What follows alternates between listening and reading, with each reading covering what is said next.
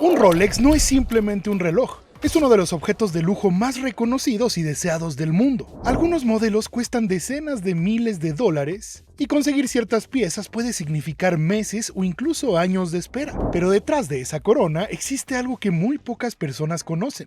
¿Cómo se fabrica realmente un Rolex? Porque antes de llegar a una boutique, ese reloj comenzó siendo acero, oro, cristal, cerámica y cientos de diminutas piezas que tendrán que transformarse con una precisión extraordinaria. Rolex incluso funde sus propias aleaciones de oro, fabrica sus movimientos y somete cada reloj a numerosos controles antes de considerarlo terminado. Entonces, ¿qué tiene que ocurrir para transformar unas cuantas materias primas en uno de los relojes más exclusivos del planeta? Hoy vamos a entrar en sus fábricas para descubrirlo. Así se hace un Rolex.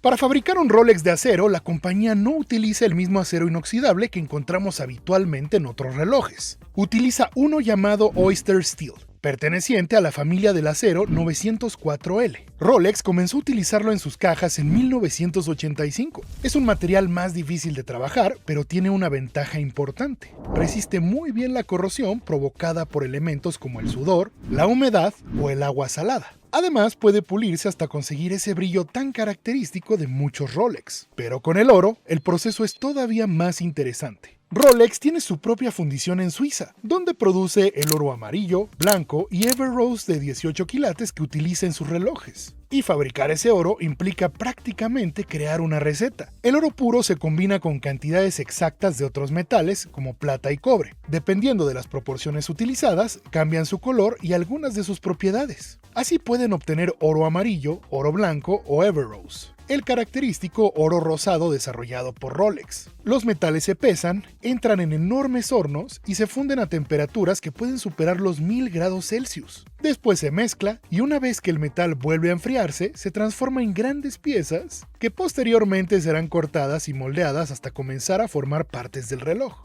Rolex también utiliza otros materiales. Algunos modelos incorporan platino, otros utilizan un titanio especialmente ligero y resistente. A esto se suman el cristal de zafiro y las cerámicas utilizadas en algunos biseles. Y hasta este momento todavía no tenemos un reloj. Solo tenemos acero, oro, titanio, cristal y cerámica. Ahora comienza lo realmente difícil, transformar esos materiales en las pequeñas piezas de un Rolex. El primer paso es transformar esos materiales en las piezas que finalmente podremos reconocer como parte de un Rolex. La caja, por ejemplo, puede comenzar como un bloque sólido de acero, oro o titanio. A partir de ahí, enormes máquinas lo presionan, cortan y trabajan una y otra vez hasta conseguir la forma necesaria. Poco a poco aparece en el espacio donde irá colocado el mecanismo, la zona donde se instalará el cristal, el bisel, la corona y los puntos donde finalmente se conectará el brazalete. Y aunque desde afuera una caja puede parecer una sola pieza bastante sencilla, fabricar uno es mucho más complicado.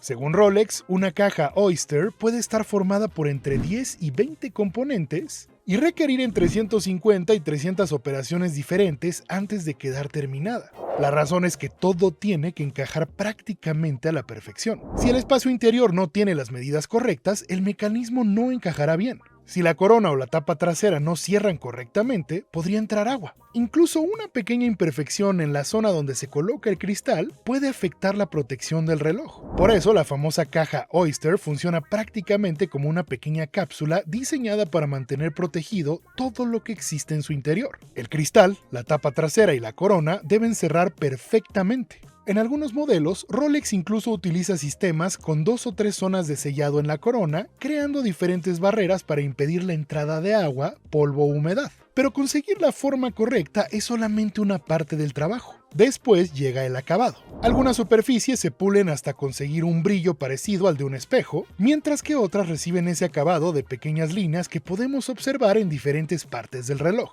Y aquí también hay que tener cuidado. Pulir demasiado una pieza podría alterar ligeramente su forma. Hacerlo de manera desigual provocaría que 2 piezas colocadas una junto a la otra se vieran diferentes. Y si fabricar la caja parece complicado, el brazalete lleva este problema todavía más lejos. Un brazalete de Rolex puede reunir hasta 190 componentes y necesitar cientos de operaciones antes de quedar terminado. Cada eslabón debe fabricarse individualmente, recibir su acabado y posteriormente unirse con los demás. El resultado tiene que ser suficientemente resistente para utilizarse durante años, pero al mismo tiempo flexible y cómodo para adaptarse a la muñeca. Parte de este proceso utiliza maquinaria y otra parte requiere trabajo humano. Las piezas se ensamblan, se revisan y finalmente se conectan con el cierre. Además, no todos los brazaletes son iguales. Oye, antes de continuar, gracias por ver este video. Solo quería pedirte un favor. La gran mayoría de las personas que ven nuestros videos todavía no está suscrita. Y quiero que sepas que todo el contenido de este canal está hecho para ti. Si te gusta, suscríbete. Es gratis y es la mejor forma de apoyar este proyecto para que podamos seguir creciendo. Que sigas disfrutando del video.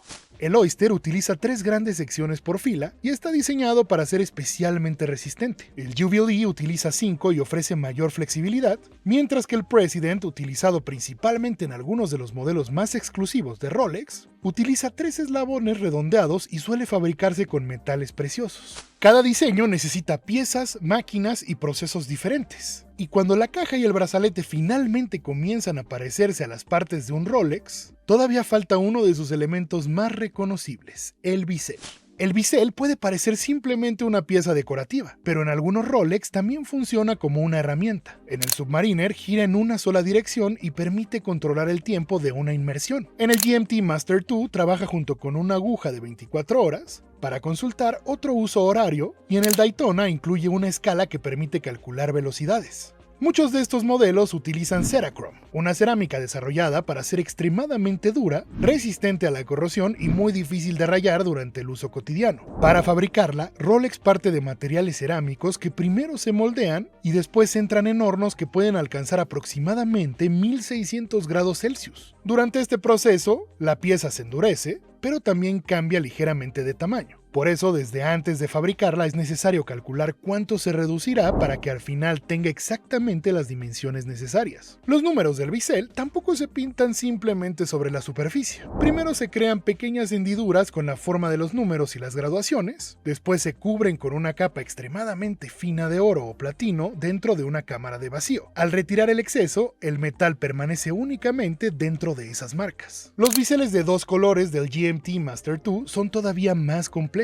Aunque parecen 2 piezas unidas, en realidad los 2 colores se consiguen sobre una sola pieza de cerámica. Lograr que colores como rojo, azul, negro o gris queden perfectamente separados, mantengan su tonalidad y resistan durante años la exposición a la luz requirió un largo proceso de desarrollo. La esfera requiere un nivel de cuidado similar. Es el rostro del reloj y dependiendo del modelo puede necesitar alrededor de 60 operaciones diferentes antes de quedar terminada. Su base normalmente es de latón o de oro de 18 quilates. A partir de ahí puede recibir diferentes colores, texturas y acabados. Algunas esferas, por ejemplo, tienen diminutas líneas que parten desde el centro y provocan que la luz cambie conforme movemos la muñeca. Después se añaden las inscripciones, el logotipo y los índices que marcan las horas. Los índices de oro se colocan manualmente y en determinados modelos se incorpora Chroma-Light, el material que permite que las agujas y las marcas de la esfera brillen en la oscuridad. Todo debe quedar perfectamente colocado. Un índice ligeramente torcido, un texto fuera de posición o una pequeña diferencia en la ventana de la fecha sería inmediatamente visible en un reloj de este nivel. Y en algunas de las versiones más exclusivas entran también los diamantes, zafiros, rubíes y esmeraldas. Las piedras son examinadas con equipos especializados para comprobar su calidad y uniformidad. Después, especialistas las colocan cuidadosamente controlando su posición, altura y orientación. Porque no basta con utilizar piedras preciosas. Todas deben verse uniformes y permanecer perfectamente sujetas a pesar del movimiento y los pequeños golpes que recibirá el reloj durante años. Antes de continuar, haremos una trivia. Déjame en la caja de los comentarios la respuesta que crees que es la correcta y al final del video te daré la respuesta. ¿Qué hizo Rolex para demostrar públicamente que su reloj Oyster resistía al agua? A. Lo lanzó desde un avión. B. Lo acompañó durante un cruce a nado del Canal de la Mancha. O C. Lo dejó un mes en el fondo de un lago. Quédate al final para saber la respuesta. Ahora llegamos a Vienne, donde se fabrica una de las partes más importantes del Rolex, el movimiento, es decir, el mecanismo encargado de medir el tiempo y mover las agujas. Y aquí ocurre algo fascinante. Un Rolex mecánico automático no necesita una batería para funcionar. La energía necesaria para mover sus agujas se obtiene en buena medida del propio movimiento de nuestra muñeca. Dentro del reloj existe una pieza semicircular llamada rotor. Cuando movemos el brazo, esta pieza gira y transmite ese movimiento a una especie de resorte metálico enrollado dentro del reloj. Este resorte va acumulando energía. Después comienza a liberarla lentamente para mantener funcionando el mecanismo. El problema es que esa energía necesita salir de manera extremadamente controlada. Si se libera de golpe, las agujas avanzarían rápidamente y toda la energía se agotaría en muy poco tiempo. Para evitarlo existe un mecanismo llamado escape, encargado de liberar esa energía mediante pequeños impulsos. Estos impulsos mantienen en movimiento otra pieza llamada volante que oscila constantemente de un lado hacia otro. Podemos imaginarlo como una especie de metrónomo diminuto que marca el ritmo al que debe funcionar el reloj. A partir de ahí, una serie de engranajes transforma ese movimiento en el avance que vemos en las agujas. Y cuando el reloj incluye fecha, cronómetro o la posibilidad de consultar otro uso horario, es necesario añadir todavía más mecanismos. Por eso, dentro de algo que cabe fácilmente en la palma de una mano, pueden esconderse entre aproximadamente 200 y casi 400 componentes dependiendo de la complejidad del movimiento.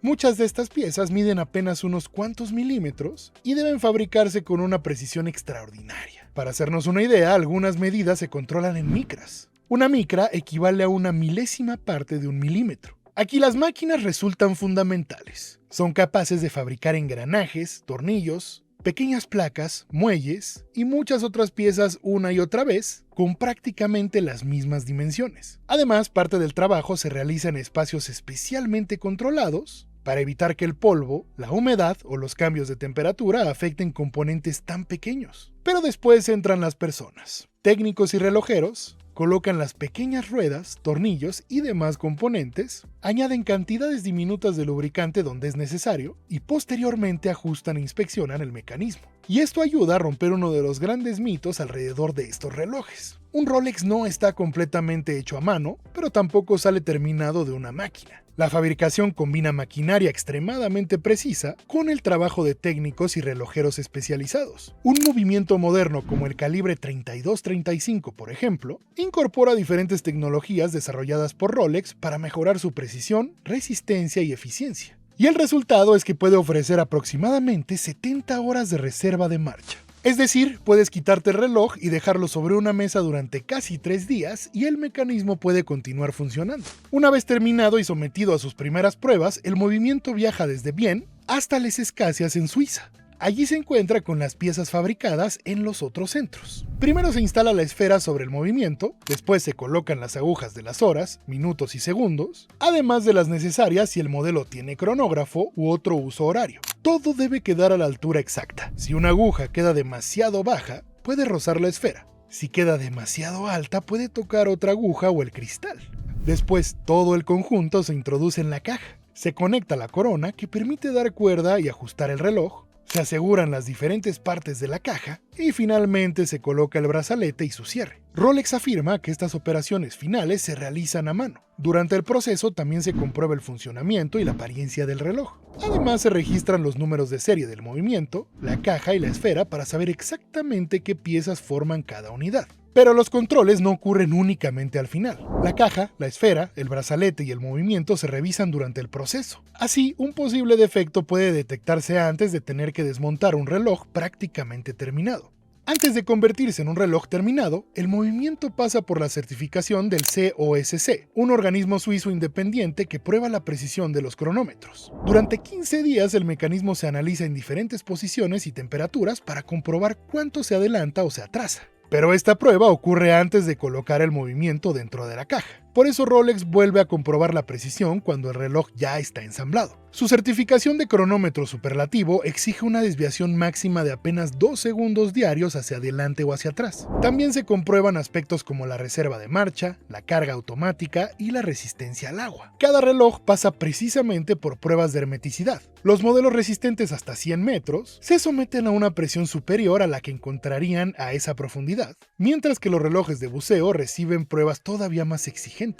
Un Submariner, por ejemplo, está diseñado para resistir hasta 300 metros. pero el caso extremo es el Deep Sea Challenge, preparado para alcanzar 11.000 metros. Cada unidad se prueba con una presión equivalente a 13.750 metros. En esas condiciones, algunas partes del reloj llegan a soportar fuerzas equivalentes a varias toneladas. Evidentemente, no todos los Rolex reciben una prueba semejante. Es específica para un reloj diseñado para profundidades extremas. También existen pruebas de desarrollo donde Rolex somete prototipos a golpes, magnetismo, desgaste y envejecimiento acelerado. Esto no significa que cada Rolex vendido sea maltratado de esta manera. Son pruebas utilizadas para comprobar que los diseños puedan resistir determinadas condiciones. Ahora, ¿cuánto tarda en fabricarse un Rolex? Aquí existe un mito bastante común, que cada Rolex tarda exactamente un año en fabricarse. La realidad es que Rolex no publica un tiempo universal para fabricar cada reloj. Las cajas, esferas, movimientos y brazaletes se producen simultáneamente y cada componente sigue procesos muy diferentes. Algunas operaciones pueden realizarse rápidamente, mientras que otras necesitan días de tratamientos, pruebas o controles. Solamente la certificación del movimiento puede durar 15 días. Por eso no podemos afirmar que cada Rolex necesite exactamente 365 días. Y todo esto ocurre a una escala gigantesca. Rolex tampoco publica oficialmente cuántos relojes fabrica cada año, pero estimaciones externas situaron su producción de 2025 alrededor de 1.1 millones de unidades. Es decir, el verdadero desafío no es fabricar un Rolex con semejante precisión, es conseguir repetir procesos más de 1 millón de veces. Todo esto ayuda a entender el precio de un Rolex, aunque eso no significa que su costo de fabricación sea igual al precio que encontramos en una boutique. Detrás existen aleaciones especiales, fundición propia, maquinaria de precisión, laboratorios, movimientos fabricados internamente, cerámica, gemólogos, relojeros y enormes instalaciones dedicadas a producir y comprobar cada una de sus piezas. También existen años de investigación y desarrollo. Antes de utilizar una nueva caja, un cierre, un mecanismo o incluso un nuevo color de cerámica, Rolex fabrica prototipos y los somete a golpes, magnetismo, desgaste y envejecimiento. Un reloj mucho más sencillo también puede mostrar perfectamente la hora. La diferencia está en todo lo que tuvo que ocurrir para llegar al mismo resultado. Porque después de pasar por metales fundidos a más de 1000 grados, máquinas de precisión, hornos, laboratorios, cientos de componentes y las manos de relojeros especializados, el resultado final cabe en la palma de una mano. Todo ese trabajo termina encerrado dentro de una caja de apenas unos centímetros. Quien lo utiliza nunca verá las diminutas piezas de su interior ni las medidas microscópicas con las que fueron fabricadas. Simplemente abre el cierre, coloca el reloj alrededor de su muñeca y continúa con su día. Y quizá ahí está lo más fascinante de un Rolex. No solamente en el nombre escrito sobre la esfera, la corona o el brillo del metal, sino en todo lo que existe detrás de ellos. La extraordinaria cantidad de energía y precisión necesaria para convertir unas cuantas materias primas en una máquina capaz de funcionar día y noche durante años. Un objeto de apenas unos centímetros, cientos de piezas trabajando en silencio y una enorme operación dedicada a conseguir algo que al final parece extraordinariamente sencillo: medir el paso del tiempo.